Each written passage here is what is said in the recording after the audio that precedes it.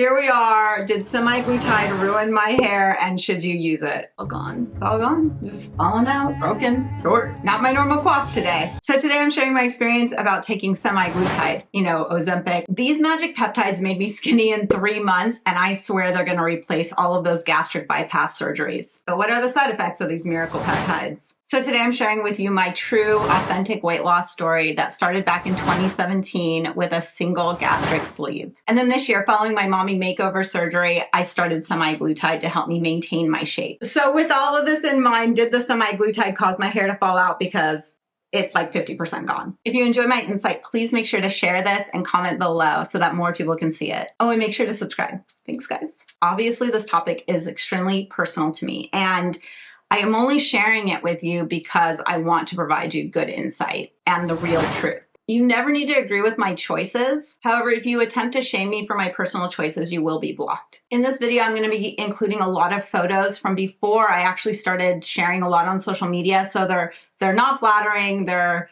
totally embarrassing for me. So just know I'm trying to give you as much good insight as possible on what's really happened. I wrote my story to keep it concise, so I'm going to be looking at the computer as I'm sharing it with you. So currently I'm 41 years old, married, and we have 4 boys. I was married at 25 and immediately started having our children, 4 and 5 years. I'm 5'2" and weighed between 120 and 125 pounds in 2007 when we were married. In 2008, when I was about to deliver our first boy, I topped out at 192 pounds. And it was only a 7-pound baby. But this pregnancy made me ravenous and I couldn't stop eating. Like, I literally couldn't stop eating. I ate like 18-inch sandwiches from Subway. Like, Subway definitely was like all of that weight. So after giving birth, I was desperate to get the weight off, and I was able to get down to 150 pounds, which was better, but I was also nursing, and I am not one of those girls who gets like skinny from nursing. Quite the opposite. I stay fat while I'm nursing, and the minute my mind even thinks about restricting on calories, my milk supply goes down. So it was really hard to lose the weight while nursing. And then guess what? 3 months after Emmett was born, I was pregnant again. So yes, I was pregnant and nursing. It was awesome. So over the next 4 years, I would give birth 2 more times, for a total of 4 boys by 2013. Hooray! So during these years, I went to the gym a lot. In fact, I went there so much because they had childcare. So I would go there every day for 2 hours, and I was doing high intensity weight training, boot camps, like anything I could sign up for, I was doing it all. At this time, I was also focused on trying to eat a keto diet, and I was also doing triathlons, which I did 3 triathlons while having the 4 boys. In 2017, my youngest was 5 years old. We had 4 boys, and we decided we were complete. At this point, I still weighed 150 pounds. I was killing myself at Orange Theory. And honestly, you guys, I felt like unless I just completely starved myself, I would never get back to 125 pounds. Like, I was stuck at 150 pounds no matter what. Okay, one thing that I didn't touch on that I think is super important is that I do have the IUD. So because I get pregnant really easily and I had a bunch of babies back to back, I was a bit traumatized. And I got the IUD after having Stuart, and I kept it for 5 years. And then I got another one in, and I still have it in. So I'm 10 years on the IUD. And what that does is it increases your estrogen really high so that you don't get pregnant, which is great. But it also makes losing weight really, really hard. And so one of the reasons I just struggled ever getting the weight off after Stuart was because I had the IUD in. Whereas before I had Stuart, I had actually gotten my weight down into like 137, which I was happy about. But after having him, I could never get below 150. And if you're short like me, you understand that every pound impacts definitely how tall you look, because the weight just kind of makes you look wide and round. I was also using a mobile dunk tank so that I'd go submerge in the water, and it would give me an accurate body reading for like how much muscle and bone and fat I had. And it would come back that I had 110 pounds of lean body mass, which is a lot for somebody who's 5'2". And I felt like it was mostly consolidated like down in my thighs, like they were just so big. And they made me look even shorter. So a few years before this, one of my family members had gone down to Mexico successfully and gotten the gastric sleeve. They went from 200 pounds to 130 pounds within the year and got married, and it just changed their life. It was really amazing, and I wished I could obviously do it too, but I knew that my BMI was probably too low, so I would never qualify. But then I came across a gastric sleeve where you needed to have a low BMI. In fact, you have to have a BMI of under 40 to qualify for this type of surgery. And this procedure is a single incision sleeve, meaning you're not going to have multiple incisions around your body the way they normally do it laparoscopically. Instead, they have a kit, and they put it on your belly button, and they go through your belly button to do the surgery. So you have no scars. By this point, I am desperate to solve this weight situation. Like, it controls my brain. Like, it's all I ever think about. And it was just exhausting and I hated it. And this single sleeve incision procedure seemed like the perfect one for me. So in March of 2017, at the age of 35, I flew down to Tijuana and had this procedure done. And then like 2 days later, I was back at home. So there's no footage from the procedure I had in Tijuana because, again, I wasn't sharing online. And at the same time, I didn't want people shaming me for basically making this decision over 25 pounds. Immediately following the sleeve surgery, you can't eat anything at all, really. Like, they make your stomach so small. And so I was only eating like a few spoonfuls of beans per day for a while. And obviously this is the reason the weight falls off. You can't eat anything. However, you do end up stretching that sleeve out a bit so that you can consume more food and have more calories and sustain life. By the end of 2017, I was down to 125 pounds and I was so happy. I mean, it worked. It did exactly what I wanted it to do. Finally, I felt like I could wear clothes and not look like such a round ball person. I'm obviously more critical of myself than others, so please don't take these self-criticisms negatively. I'm just trying to show you and illustrate how I was feeling and what caused me to feel desperate for these changes. Because of this sudden weight drop, my hair just started to fall out. This is the first time I've experienced telogen effluvium. Telogen effluvium is a condition that is common during drastic weight loss. You don't notice this massive shed immediately, but rather around 3 months following the drop in calories. This happens because we have 4 hair growth phases, one being the resting telogen phase.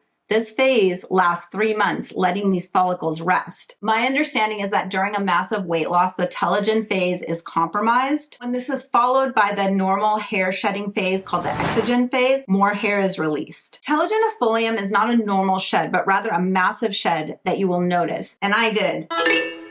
This excessive shed occurs when the anagen or the growth phase of the hair growth cycle is cut short by an internal disturbance in your body, such as weight loss. This causes many more hairs than usual to move from their anagen phase into their telogen phase, resulting in excessive daily hair fall. However, at 35 years old, I had a lot more hair. And so even though the shed was happening and I noticed it and I wasn't happy about it, it wasn't as devastating as what I'm dealing with now. And during this time is when I first started using my high frequency wand to see if I could stimulate more hair growth. And over the next year, my hair did improve and I saw my hair growing again and it did get much better. I had to take a break last night and go to a Christmas program for the boys, but we're back.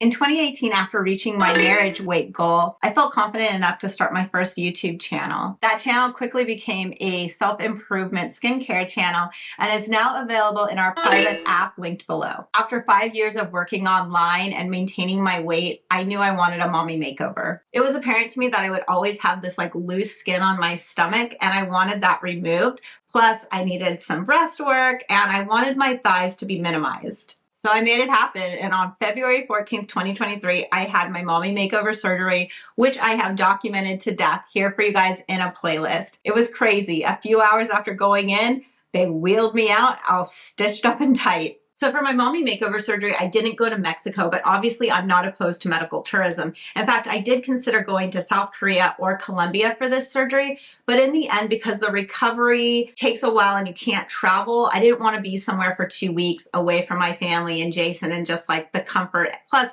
I didn't know what it was going to be like and it just seemed crazy to be outside alone. So I decided to spend more and do it here in the US. The surgery went so well and I am thrilled with the outcome. So why would I start using semaglutide? Following the surgery in April, I was about 118 pounds and we went to Bora Bora, which was incredible. But there I started to feel insanely hungry and I was eating everything. But at the same rate, I do that a lot on vacation. So I just chalked it up to the fact that I was eating a lot on vacation and that when I got home, I would restrict. But when I got home, I did start restricting, but the weight kept coming on. By June, I was 125 pounds and headed to Lake Powell, where there is an unlimited soft serve ice cream machine, which is crazy dangerous. I knew I needed help, so I contacted a doctor and got a prescription for semaglutide. In talking to him, I explained that I'd had the mommy makeover and that I was 41. And he said to me that sometimes you can trigger a premenopause situation when you have such a drastic surgery plus being your age. And he thought that the semaglutide might help control the weight gain. I did my first semaglutide injection the night before getting on Lake Powell. That week I was nauseous and I threw up a bunch off the boat, but it also kept me from eating a bunch. And seriously, that week I I barely ate anything. I only had one ice cream cone. When we had meals, I took a few bites. Literally, I've never had this experience before in my life where I could not keep eating. In fact, food felt like it totally repulsed me. And seriously, if that's not magic, I don't know what else is. So we're 5 months out from starting semaglutide, and I'm at 110 pounds now. And I would say that's a little too thin for me. In case you don't know, when you start semaglutide, you're given a lower strength of the product and told how many units to inject per week. As you continue to use it, your strength of that percentage goes up. So future prescriptions, you might use less units because the concentration is greater. During the summer, I was dosing 1 time a week because the concentration was less. As my concentration went up, I started to back off and dose every 2 weeks and every 3 weeks, and now I dose every 4 weeks. The goal with semaglutide is to get to a point where you can stabilize your weight and maintain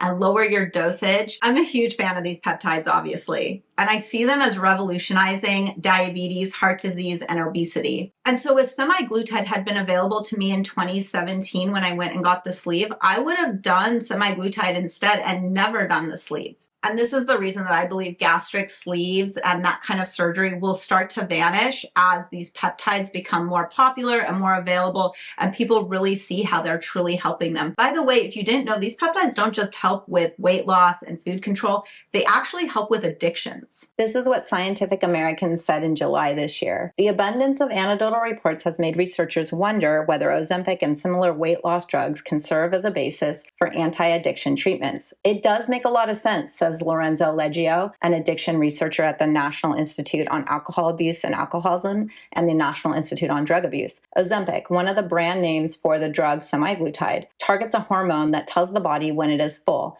and through mechanisms that are not fully understood, weakens the brain's association between food and pleasure. Addiction seems to use similar brain pathways, whether it's linked to drugs or alcohol, and animal studies suggest such drugs can help treat it. So is this truly the miracle we've all been searching for? In my personal opinion, yes, but I'm sharing all of this with you because like my previous weight loss drop, I am again experiencing the Telogen Effluvium. And unfortunately, this time it's worse. The fallout for me has been devastating and I'm not sure if the shed is completely done. I have considered going and cutting my hair, but that's also traumatizing for me. I might consider getting a weft put in to help with thickness and length, but again, I don't know what I'm going to do yet to help restore what I just lost. The good news is that this is not permanent. If this happens to you, your hair will grow back. It should. It just takes a lot of time. Last month when I first started noticing the shed, I knew immediately it was triggered by the weight loss because I had experienced it previously. And I was so angry at myself because I thought, why weren't you downing prenatals? Why weren't you focused on this? You know this can happen. But the truth is there was probably nothing I could have truly done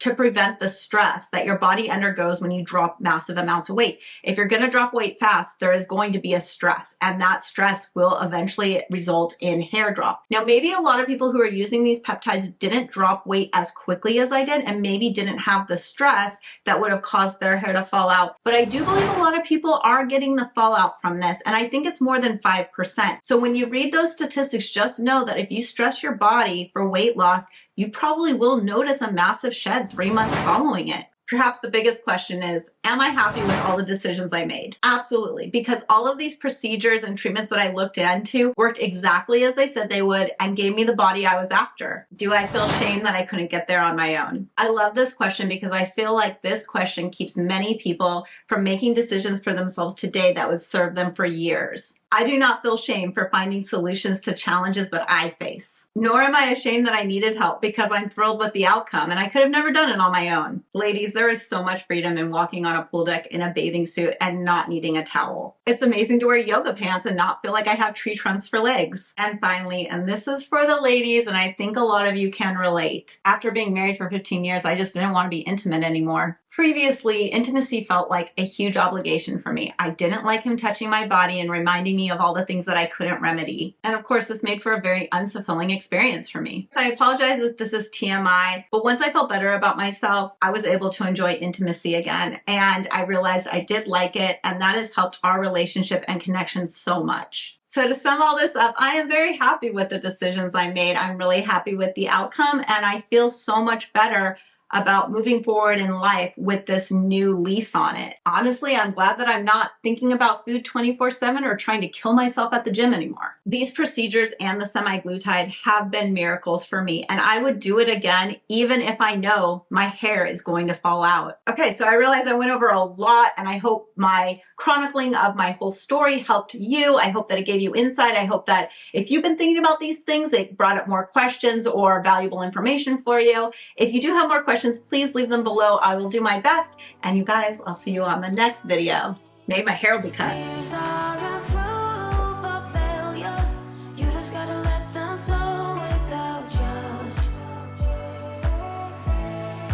There's so many ways to be happy. You can do whatever you like. You don't have to be ready. You just gotta try.